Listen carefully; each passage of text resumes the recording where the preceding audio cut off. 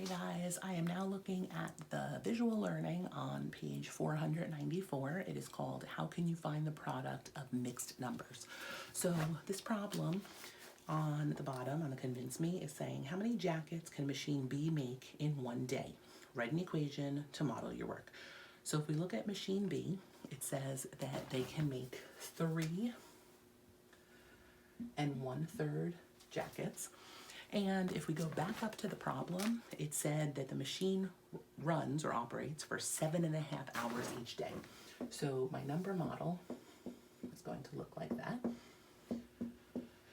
And it will be our job to find X.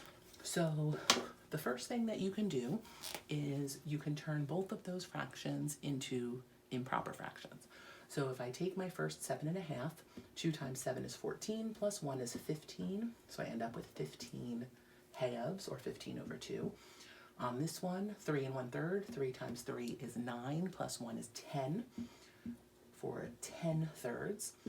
And if I multiply them across, 15 times 10 gives me 150, and 2 times 3 gives me 6. So I'm left with an improper fraction of 150 over 6. Remember that the fractions are simply division problems, so I can actually take that 150 and divide it by 6. I know that 6 times nothing is 1. 6 times 2 is 12. I'm left with 3. My 0 comes down, and 6 times 5 is 30. So my answer is going to be this machine can produce 25 jackets in that 7.5 hour period. Okay, if I take that same problem and I don't want to turn it into improper fractions this time, I can think about it by doing my multiplication of each part. Now, they showed you in the visual learning that you can use an area model to do this, and the area model may help you so that you don't miss any of the pieces, because in essence what we're doing is we have to multiply everything on this part by everything on this part. So if you do make an area model, it would be 7.5 times 3 1/3, and it would look like that. So if you don't want to do the area model, you just have to remember that you have to multiply everything by everything else on the other side. So I'm multiplying my 7 and my 3, which gives me 21. I'm multiplying my 3 and my half, so the 3 from here and the half from here. So 3 times 1 is 3, and there would be a 1 under that, so it would be 3 halves, or 1.5.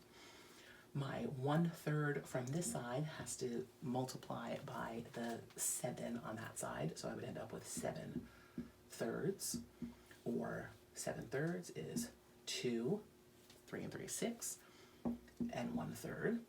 And then finally I'm doing my 1/3 times my 1/2, so 1 times 1 is 1, and 2 times 3 is 6. Once I have those 4 parts taken care of, then I can just do my addition. Now remember, I'm going back to addition where my denominators need to all be the same. So I know I can do the 21 plus the 1. That's fine. I know I can do the 2, but then my fractions all have different denominators on them. So I know 21, 22, 24. And then I have a half, a third, and a sixth. So I have to think about what those all have in common. So when I do my multiples of 2, 3, and 6, I know that 6 is my lowest common denominator. So this one's going to be 3/6. This one's going to be 2/6. And this one can stay at 1/6. So I have 3, 5, 6, which gives me 24 and 6/6, or 25. So again, I get the same answer, different way to do it, but same answer at the end. So you decide which one works best for you. If you're going to do the multiplication this way and you don't want to use the area model, that's fine. You just have to make sure that you're multiplying everything on one side by everything on the other side. So you see we had to do 4 things in order for this to work. So it would be 7 times 3, 7 times a third, a half times 3, a half times a third. You have to make sure you do all 4 of those parts in order to get the right answer. Okay, that was the condensed me on 494. I'm now going to jump over to the guided practice on the next page.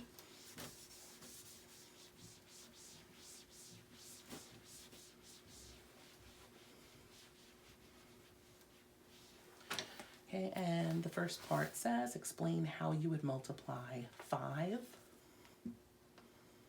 times 2 and a half. So between the solve and share and the visual learning, I think it was very clear that we have 2 different ways that we can approach this.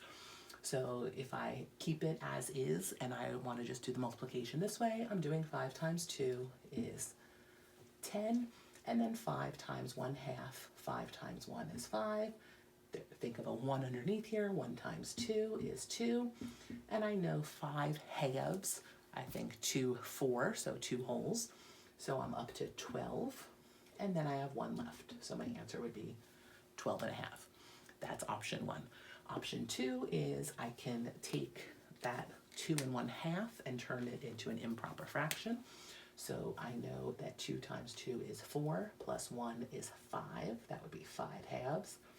And then this one can stay at 5.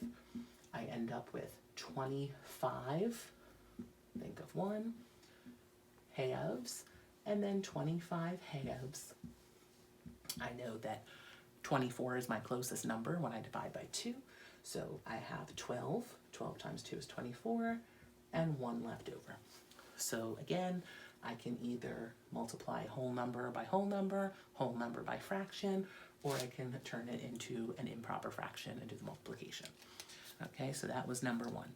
On the do you know how, we have just filling in based on what they're giving us. So we're starting on number 2. They gave us the number 2 3/4, and they're multiplying that by 8, and they told us to do something over 4 first, times 8 over 1, and they're asking us for the answer there. So we already know that if they're changing this into this, then they turned it into an improper fraction first. So because it's still over 4, 4 times 2, 8, plus 3, 11. I have 11 over 4. That whole number 8, they turned into 8 over 1, which gives me 88. 11 times 8, 88. 4 times 1, 4. So I have an answer of 88 over 4. Remember, I can do division. 88 divided by 4 is 22. So my answer to number 2 is 22. Okay, and the last one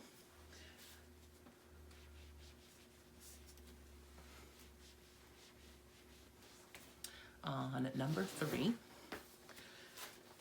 the problem is 4 1/2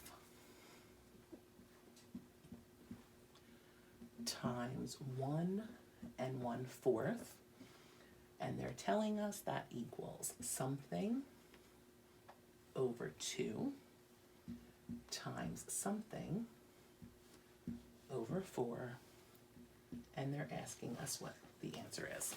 So again, you can tell by this that they want us to do improper fractions.